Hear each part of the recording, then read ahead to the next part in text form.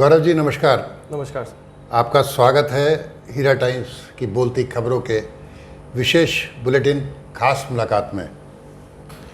पहले तो आपको गौरव जी मैं बधाई देना चाहूँगा कि आज जब आपकी एज के लोग सिर्फ़ और सिर्फ पैसा कमाने की होड़ में लगे हुए हैं, तब आपने समाज सेवा का रास्ता चुना और लायंस क्लब इंटरनेशनल जो सेवा कार्यों के लिए पूरी दुनिया में जिसका नाम है, उससे आप जुड़े।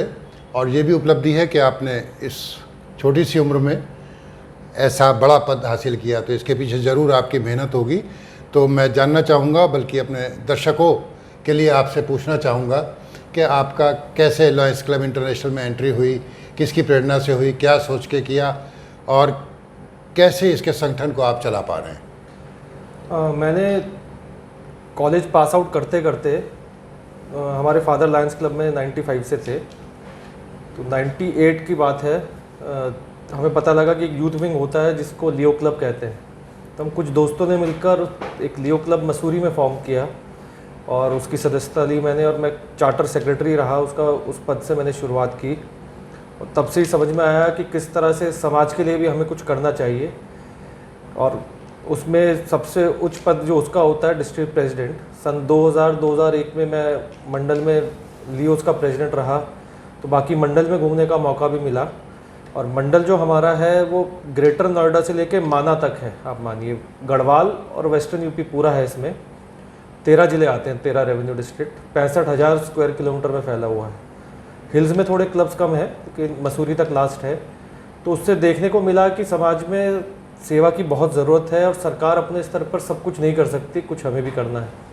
तो उसके बाद फिर लायंस क्लब में मैंने ज्वाइन किया और उसमें ट्रेजरर प्रेसिडेंट क्लब्स की पोस्ट वगैरह करते करते एक इच्छा रही। काफ़ी लोगों ने कहा कि उम्र अभी कम है, क्योंकि ज़्यादातर गवर्नर्स हम देखने को मिलते हैं कि 55-60 की उम्र में बनते हैं, जब फैमिली सेटल हो जाती है या बच्चों की शादी वगैरह करने के बाद। तो मैंने कहा इतना लेट क्यों करें, अब जल्दी कर लेंगे तो थोड़ा ज़्यादा समय मिलेगा कार्य करने के लिए, क्योंकि गवर्नरशिप के बाद भी सेवा कार्यों में हम जुड़े रहें, वो हमारे को एक मौका मिलता है। तो इसलिए मैं थोड़ा जल्दी इसमें आ गया। बहुत अच्छी बात बताई आपने गौरव जी कि आपको अपने फादर से प्रेरणा मिली और क्योंकि वो लाइन से जुड़े हुए थे आप इसकी यूथ विंग में आए। मेरा एक सवाल है, आपने जो इसका भौगोलिक एरिया बताया वो नोएडा से लेकर माना तक, हाँ जी, हाँ। एक बहुत लंबा चौड़ा एरिया है। तो इसमें लगभग कितने क्लब्स हैं जो आपके डिस्ट्रिक्ट में आते हैं और उनकी अनुमानित सदस्य संख्या क्या होगी? हमारे जो डिस्ट्रिक्ट में इस वक्त है 165 क्लब्स लायंस के चल रहे हैं। हमारा लायंस विंग जो है वो इंटरनेशनल ने 1 जुलाई से इस वर्ष बंद कर दिया है। उन्होंने कहा है कि लेडीज़ भी लायंस क्लब ही ज्वाइन करें, उनका अलग से विंग की ज़रूरत नहीं है। ये 10 साल पहले आ गया था, लेकिन इस वर्ष लास्ट था 30 जून कि इसके बाद तो हम मानेंगे ही नहीं। तो अदरवाइज 40 क्लब वो भी थे। अब धीरे धीरे हम उनको कन्वर्ट करा रहे हैं कि आप लायंस बनिए, प्रेरणा दे रहे हैं लेडीज़ को। ठीक है। और इसमें जो सदस्यता है आज की डेट में 4,600 सदस्य हमारे लायंस के हैं। और यूथ विंग की जहां बात करें वो रिकग्नाइज्ड है हमारा। तो मुझे जब जुलाई में कार्यभार मिला तो 6 लियो क्लब्स हमारे मंडल में चल रहे थे और आज की डेट में 17 लियो क्लब्स हैं। 3 महीने लगभग पूरे हुए हैं और हम लियोस पर काफ़ी फोकस कर रहे हैं, क्योंकि मेरा मानना है कि जब हम ट्री प्लांटेशन करते हैं तो पौधा लगाते हैं, पेड़ अपने आप बनता है। तो लायंस की जगह हम लियो बनाएं तो लायंस तो ऑटोमेटिकली आने वाले समय में बन ही जाएंगे, जैसे मैं बना हूँ और लोग बने हैं। तो ये विचार है। गौरव जी बहुत अच्छी सोच है कि आप युवाओं को आगे ला रहे हैं और उन्हें इसमें जोड़ रहे हैं। अब अभी हम इस देश में जहाँ हम रहते हैं, सबसे बड़ी जो प्रॉब्लम देखी वो हमने कोरोना की देखी। पहली लहर और फिर दूसरी लहर।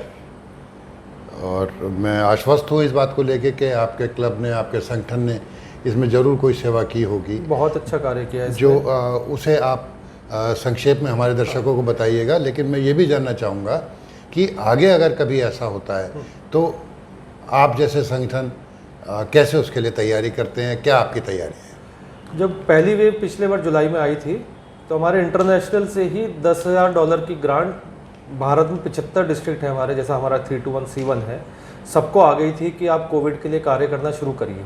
तो लगभग 7.5 लाख रुपए सबको मिले थे। बाकी क्लब्स ने अपने स्तर पर जो किया है, हमारे पास लगभग हर शहर में आज की डेट में ऑक्सीजन बैंक है, ऑक्सीजन कंसनट्रेटर्स हैं।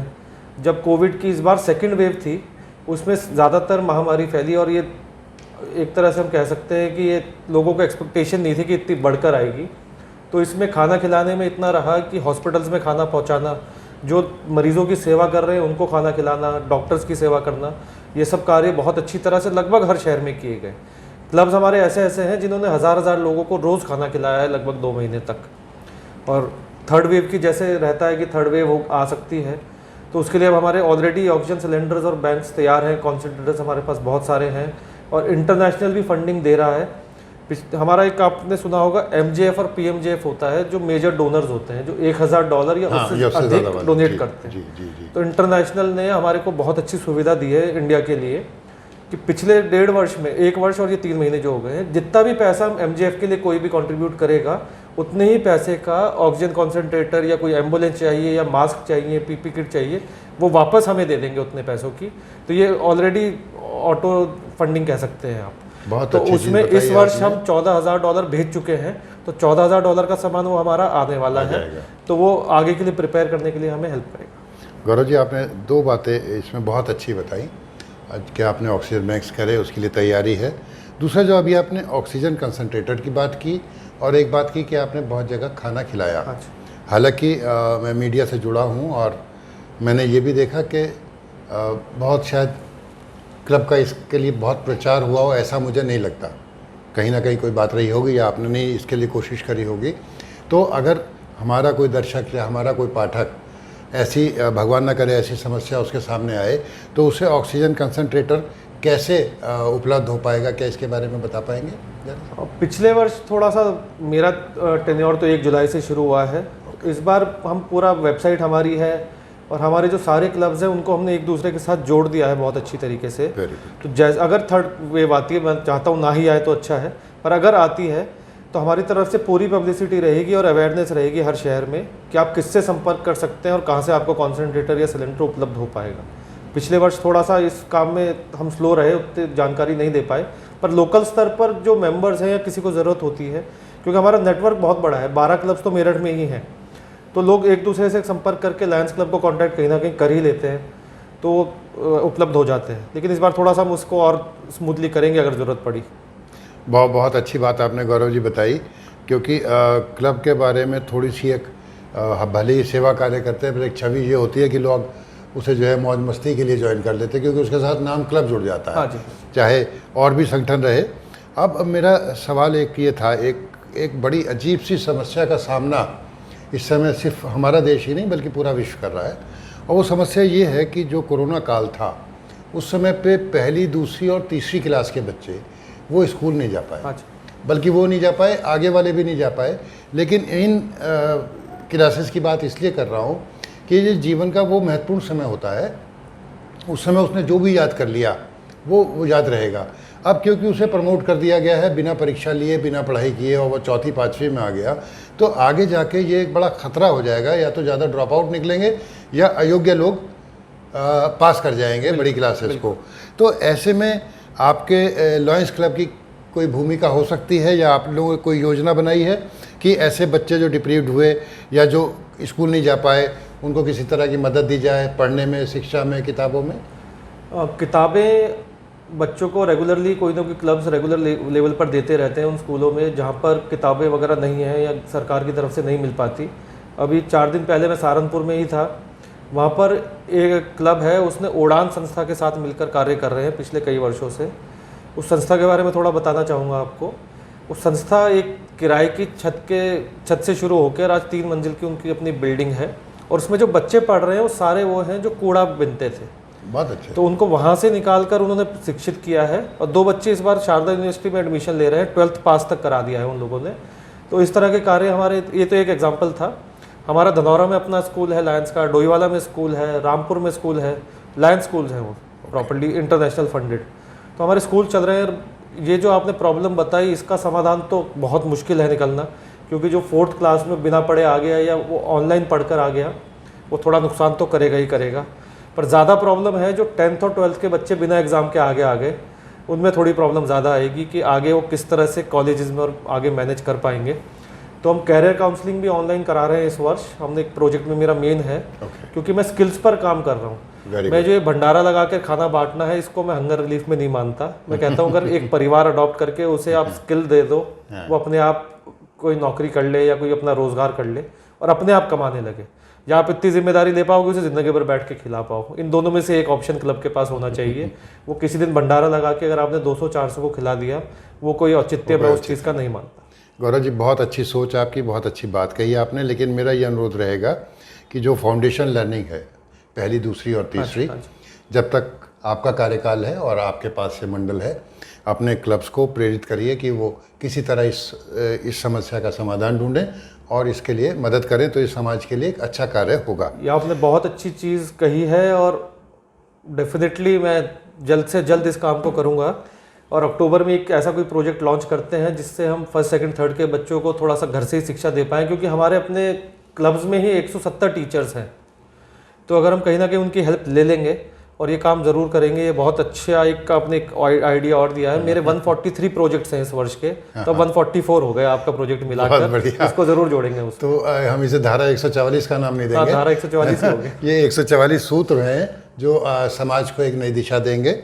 और मैं उम्मीद करता हूँ कि जो आपके प्रोजेक्ट्स हैं, इससे पहले कि आप प्रोजेक्ट्स के बारे में बताएं, उनकी सफलता की शुभकामना के साथ, कि आपका हर एक प्रोजेक्ट ऐसा होना चाहिए, जैसे आपने अभी कहा कि भंडारे लगा के नहीं होना चाहिए, और एक आदमी को भी अगर हम कर पाएँ, यही हमारे अखबार का भी यही उद्देश्य है, और हम जो आज आपसे बात कर रहे हैं वो भी यही उद्देश्य है कि हमारे कामों से अगर किसी एक चेहरे पे भी मुस्कान आती है, तो मेरा अखबार छापना, मेरा मीडिया में रहना सफल है।